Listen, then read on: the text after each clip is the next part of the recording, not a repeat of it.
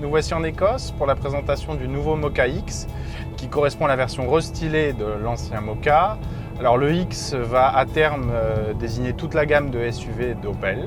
Physiquement, on reconnaît cet opus grâce à ses nouveaux feux à LED tant à l'avant qu'à l'arrière, et à l'avant, ce qui allège un peu visuellement le véhicule, la disparition des gros inserts plastiques dans la partie inférieure. Là, l'ensemble est en caisse et il faut reconnaître que ça lui va plutôt bien.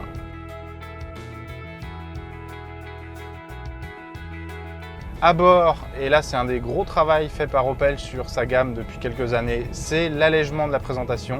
On a un grand écran tactile qui rappelle celui de l'Opel Astra, un nombre de boutons qui est en forte baisse, il en reste un petit peu beaucoup côté volant et sur la platine de commande de la clim, mais franchement l'ergonomie se trouve vraiment simplifiée.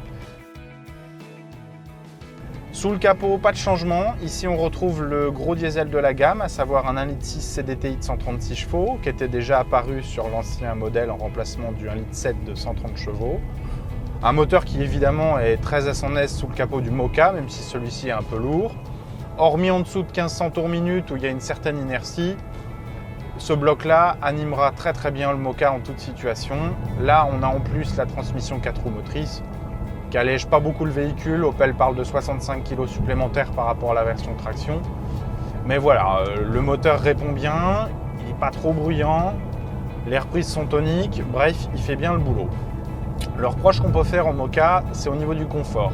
Alors là, on a des sièges ergonomiques labellisés AGR qui, selon la marque, sont très confortables sur le grand trajet. Alors c'est ferme, mais on y est bien installé. Le souci, ça viendrait plutôt de la suspension et des grandes roues. Ici, on est en 18 pouces. L'ensemble génère une certaine fermeté et pour autant on a des mouvements de caisse qui sont parfois assez importants.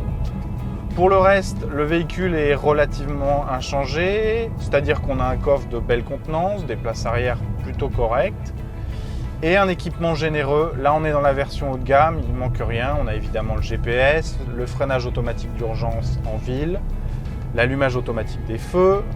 Le problème, c'est que là, la note frise les 30 000 €, ce qui pour un SUV urbain commence à faire quand même beaucoup.